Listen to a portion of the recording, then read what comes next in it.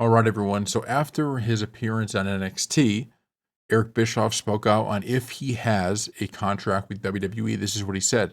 I just did two WWE episodes, one on NXT and one on WWE on the A&E network. 24 hours later, I'm on a MLW show, who, by the way, was in a lawsuit with WWE. Do you think that if I was under contract with WWE, I don't even have a Legends agreement with WWE? I can't wait for the back paycheck to show up.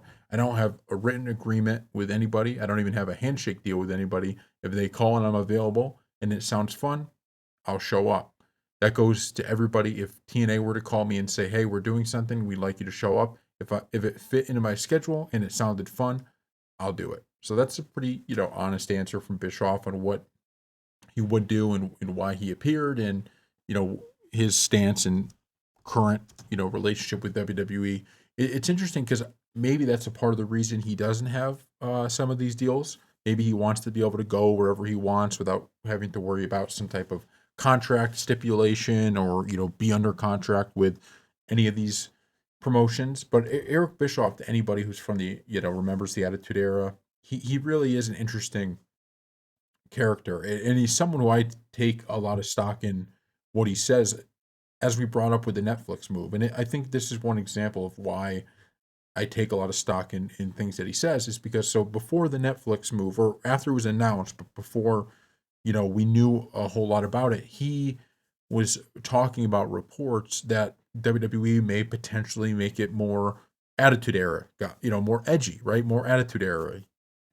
And he kind of brought up the fact that, yeah, I don't know if that's necessarily the best move to make. You don't need to go overboard, was his stance. And lo and behold, WWE has kind of done exactly what he said he thought they should do, which is they haven't gone overboard. They decided that they were going to keep it as it is. And I know there's a lot of backlash to that, or, people wondering, oh, is this a good move? And I think there's certainly good reason to worry about it, because we don't want to go back to an era of, like, it's not that we need it to be edgy, but we don't want to go back to an era where it's just stupid. You don't want that. And by the way, even people of all ages don't want that. Nobody likes that. Nobody likes basically that really just stupid storytelling, and, like, we don't want it. But his point was, you don't have to go back to the super edgy, constantly crossing the line to have a good show. And I think WWE came to that same conclusion. Their view is, why would we alienate any group when we could have all of them? We could every single person who likes watching wrestling, so you have all these different groups and they all have different interests and they all watch it for a different reason. And, there's always a line of, especially when you're talking about kids watching, can't do this, can't do this. Or, the parents would be like, all right, not going to be watching it. And so they could appeal to all those groups. And I think the product they have now is a good example of it. This isn't this completely, milk toast G-rated product right now. There's a lot of stuff. I mean, look at how vicious those Survivor Series War Games matches were.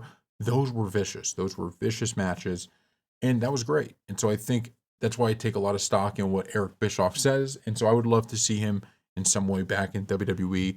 But it's funny because initially he was such a boogeyman. I mean, he was like, in the Attitude Era, he was the enemy number one of WWE. He was the guy trying to put them out of business, and now he's kind of, I think, has a lot more support from WWE fans now that the fight's over, and he was on WWE programming again. He was a big part for a while. I'd like to see him, be a part of the show, especially because WWE is doing so much of this. I mean, they're really going out of their way to try to, and it's smart. Triple H is trying to just, it's like, putting fuel in a rocket ship. He's trying to make this thing go.